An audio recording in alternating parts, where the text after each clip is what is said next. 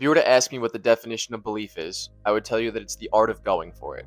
It's the art of deciding to do something and taking action to do it. And that's what I want to talk about in this video. In all honesty, I think that believing in yourself is the most important factor into success. I think it's more important than all the money and the resources in the world. Because you could have that stuff, and if you don't believe that you can do it, you're not going to achieve anything. Sometimes because you have all that stuff, you don't feel like you need to do anything. I mean, not that I would know, but you hear stories. I think that belief and confidence obviously go hand in hand. You might even say that they're synonyms of each other, but I think there's a deeper connection there.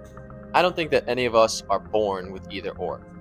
I think that's pretty obvious as some kids grow up in households where their parents are verbally abusive and they don't believe in them and they constantly are telling them that they don't amount to anything, and they grow up and they don't. And then you have kids who have the exact opposite. They have parents who tell them that they're the best and that they can achieve anything they put their mind to and that nothing is going to stop them. I'm fortunate that I was born with the latter. My parents always tell me that I can achieve anything, my dreams are attainable, I'm good looking, I deserve all the best, and they have since I was a kid. But if you weren't born with that, I think that there's still hope. I think you could still definitely achieve it. It won't be easy, but it's definitely achievable. Even though I had great parents that believed in me, there were still times where I didn't believe in myself and I wasn't confident. I played sports growing up and there were times where it felt like I shrunk and didn't live up to the moment. And that's a scary feeling. It's a depressing feeling. It's an anxious feeling. It's not fun. But like I said, I think we can still learn how to believe in ourselves, even in those moments of anxiety. My favorite way to look at it is through the concept of the bully and the cheerleader. In short, in our heads, we all have a bully and a cheerleader.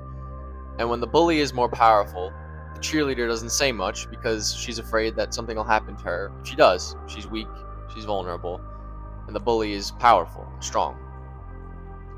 But over time, if you keep believing positive thoughts, and keep believing positive thoughts, and keep believing positive thoughts even when you don't even believe them, eventually the cheerleader gets stronger, and stronger, and stronger, until eventually the bully doesn't bully her anymore. Eventually, she becomes the bully. And to simplify that a little bit more, the negative thoughts can't outweigh the positive. You have to think positively even if you don't believe it, because eventually you will. Eventually, the negative thoughts will get quieter. You just can't give up on the positive thoughts.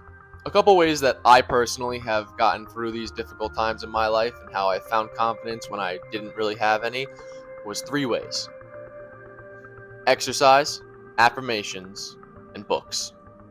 First of all, exercise. It's amazing what the human body is capable of. You can look at guys like Arnold Schwarzenegger or David Goggins to prove that the human body truly is capable of remarkable things. And your body is no different. Now, you might not be as strong as them or be able to run as far as them now, but through hard work, you can. Personally, in my own life, I've had a lot of these experiences when I'm running. I'll start running a distance and I don't think I can get to a certain point, but usually my running partner, whoever it is, keeps me going and keeps me believing that I can do it. And when I do hit that mark, it changes something in my head. It's a cool feeling. The feeling that you achieved something that you didn't think was possible an hour ago. And once you feel that once, it kind of changes the way your brain thinks overall. You start to think, hey, if I did this, what else can I do? And if I can do that, then what else can I do? The possibilities become almost endless. 5 miles becomes 10, 10 miles becomes 13, 13 miles becomes 26, and before you know it, you can run a marathon. And now I'm not trying to say that running a marathon is as simple as believing in yourself. Obviously, there's a lot of training that goes into it, but like I said, you have to constantly believe you can. You have to constantly put the work in. And through putting the work in, you can achieve great things. I remember last summer, I didn't think I could run 10 miles. I had a friend who was training for a marathon, and she asked me if I would run with her, and I said the furthest I've ever run is like 5-6 miles. And she said, well, come, and if you feel like you can't hold up, we'll walk the rest of it. And I said, okay. So sure enough, I laced up my running shoes and I went with her, and it hurt. It was painful. I wanted to stop. I was dehydrated. It was hot. I was sweating.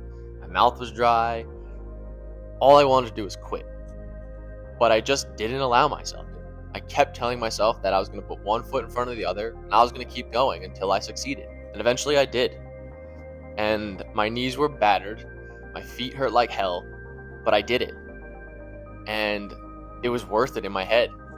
It was one of the best feelings ever. It's also cool with lifting too, because when you lift a weight that you didn't think you were capable of lifting, it kind of changes you also.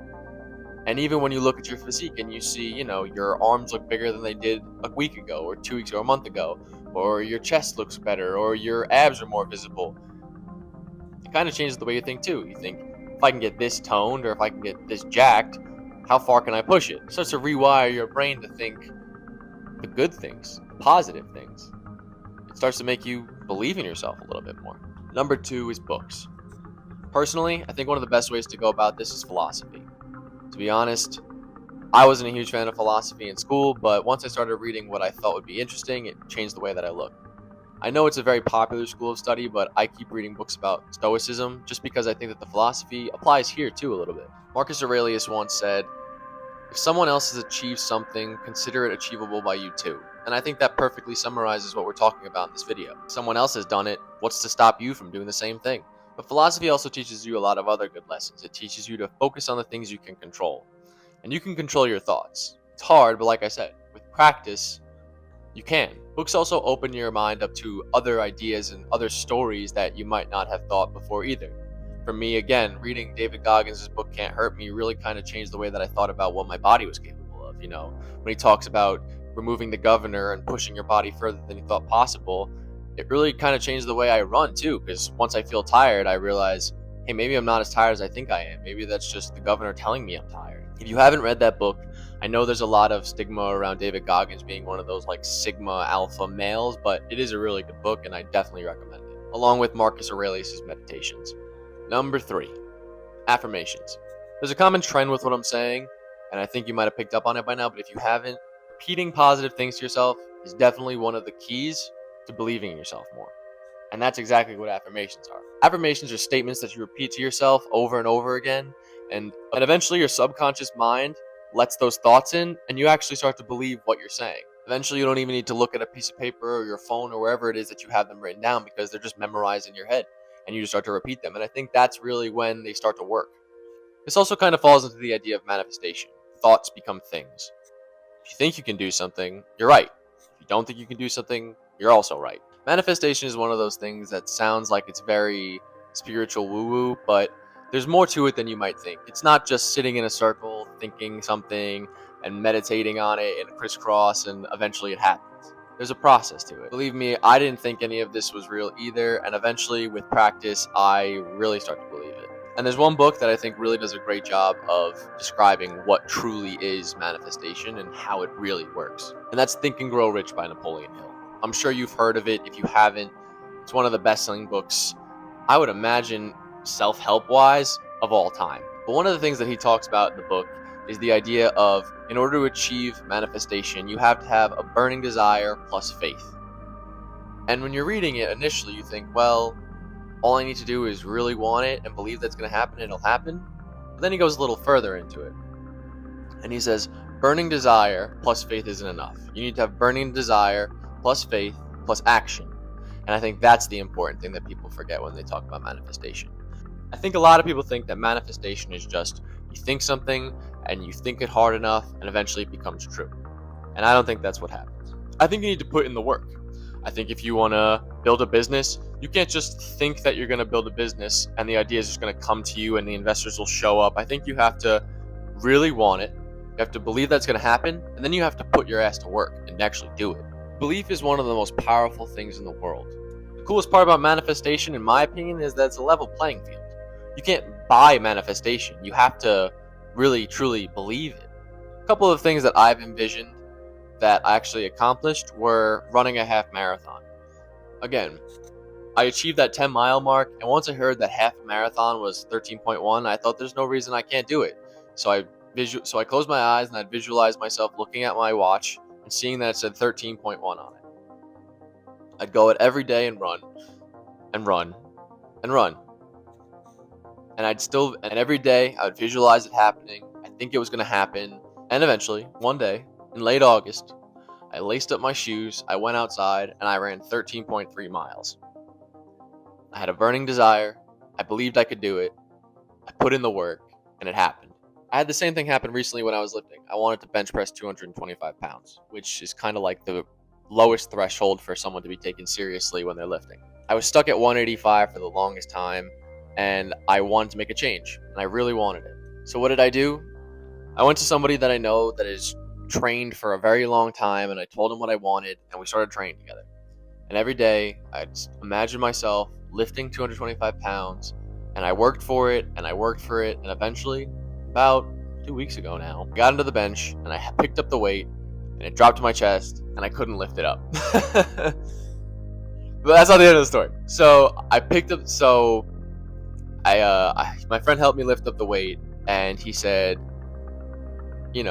it's all right, man. We'll do it next time. And I said, no, I'm gonna do it.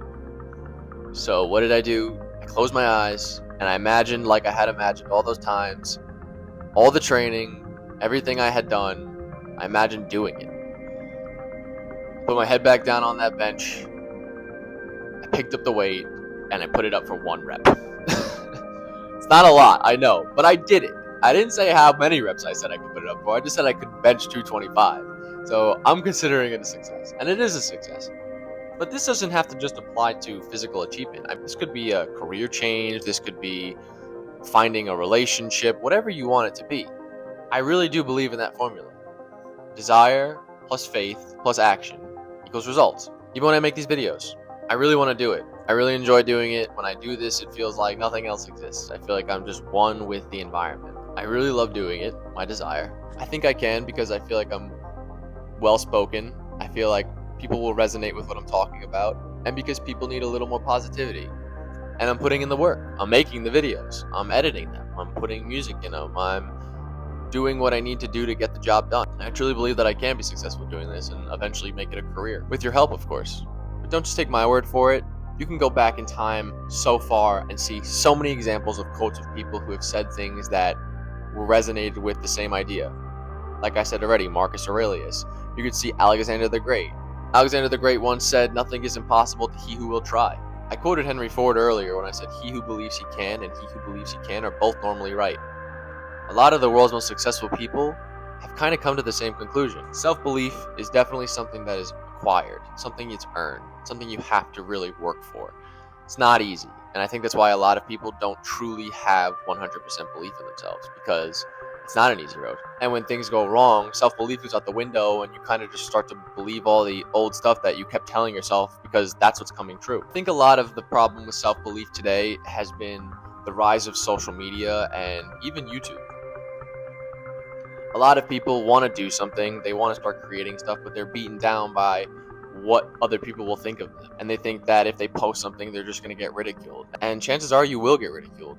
But the self-belief has to be stronger than the opinions of others. Sticks and stones, baby. Sticks and stones. It's scary to get ridiculed. It's scary to think that you might do something and other people will laugh at you. But nothing great ever came from being average. Nothing great ever came from not believing in yourself. And I'll tell you this. The people who don't believe in you, the people who tell you that's not possible, are the ones who believe in themselves the least, because that's what they think is possible, because that's their mindset. People who have done great things, people who have achieved greatness, people who believe in themselves are not going to put you down. They're going to be the ones to encourage you to do better, because they know the power of self-belief and they want you to believe in yourself too. There are a lot of great books about manifestation. One of my favorites is Bob Proctor's book, Change Your Paradigm, Change Your Life. Definitely worth a read if you haven't. Again, the Napoleon Hill, Think and Grow Rich is another good book. Change Your Paradigm, Change Your Life, I think, is better just because it talks more broadly about it, whereas Think and Grow Rich is just about making money. But obviously, other people want to manifest things that aren't just related to money. And self-belief is contagious. If you believe in yourself 100%, the people around you will believe in yourself too, and maybe they might start to believe in themselves a little bit more. Someone once said that if a dog leads 100 lions, all the lions will die like dogs. But if a lion leads 100 dogs, all the dogs will fight like lions. Be the lion. Also, there's that video circulating now about the penguin, which I think is honestly awesome. If you haven't seen it, go look it up on any social media, you'll find it. It's basically a video of this penguin. And off in the distance, there's this mountain, which I guess you could equate to your goal. And the penguin leaves the herd, or whatever a group of penguins is called, and he starts heading for the mountain. Now, the mountain is hundreds of miles away. There's really not much of a chance of him making it there alive, but he decides that he wants it, and he starts going for it. One of the scientists picks him up and brings him right back to the herd, and he leaves again, and he starts heading right back for the mountain. He has his goal in mind. He has his burning desire. He has faith that he can do it, and he's acting on it. I don't know what happened to the Penguin. I don't know if anybody knows what happened to the Penguin. I would imagine he probably died, but like 50 Cent sort of says, get to the mountain or die trying. I think people can also kind of, in a sense, smell belief. And I know that sounds kind of weird, but I just can't think of a better way to phrase it. I think when you walk into a room and your shoulders are up and back and your chest is held high and your chin is up and you walk into the room with a sense of confidence and belief, people are drawn to you. People want to be around you. People sense that, I guess, aura about you. It's an attractive quality because nobody wants to be around somebody who doesn't think that they can achieve anything. It's depressing. I mean, imagine being with somebody in a relationship who has no goals, has no aspirations, doesn't think they amount to much, doesn't think that they're good enough for you. I mean, that's not somebody you want to be with. You want to be with the person who knows where they're going, knows what they want, likes being with you, likes what you like. You get the point here. Nobody is ever going to make fun of you for something who's doing better than you. If you ever come across somebody who's critiquing you, chances are they're doing worse or the same as you. Because people who believe in themselves and who have succeeded because they believe in themselves want to see other people believe in themselves and succeed. Which is why you should surround yourself with like-minded people. Other people who want to succeed, who want to be great and do great things. Because that helps you believe. If you see other like-minded people who believe in themselves, it makes you want to believe in yourself even more. But if you're surrounded by people who don't believe in themselves and you believe in yourself, it might change the way you think about it. Kind of that mob mentality, I guess. Surround yourself with whatever you want to attract, basically. Again, going back to the idea of manifestation and attracting what you want. If you surround yourself with losers, you're going to become a loser. If you surround yourself with winners, you're going to become a winner. Because you're going to slowly start to believe what you're surrounded by. I mean, think about some of the greatest athletes ever. Think about a guy like Michael Jordan, right? He went into the Chicago Bulls and they weren't a good team. All of a sudden, this young kid shows up and he's an absolute stud and the team starts doing well. And not only does the team start doing well, it starts attracting other people like Scottie Pippen who want to do well also. And before you know it, they're one of the most dominant teams in the NBA. They're winning 2 3-peats in a decade, which is not easy. And I don't know how many teams have ever won 2 3-peats in 1 decade. That's impressive. But it was because one guy believed in himself that whole organization turned around. And since then, the Chicago Bulls haven't done much. They had Derrick Rose, and man, did I love Derrick Rose. I'm not from Chicago, but man, did I love Derrick Rose. I thought he was awesome. Man, he's one of the greatest what-ifs ever, isn't he? Good old Derrick Rose. And it might be hard, but if you decide to make this change and start to really believe in yourself, you might have to cut some people off who are kind of bringing you down. You might have to cut off some people who aren't doing much, who don't want to be at the same point in life that you want to be at, who don't share the same goals as you.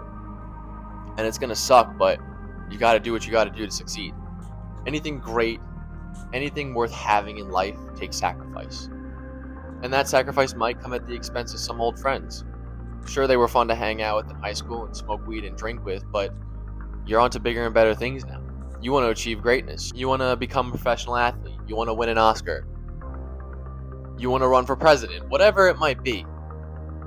You can't let people that don't have the same mindset as you hold you back.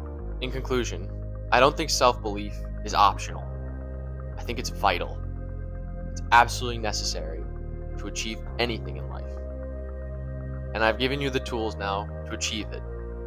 So go out, believe, act, have faith, and achieve. Thanks for watching.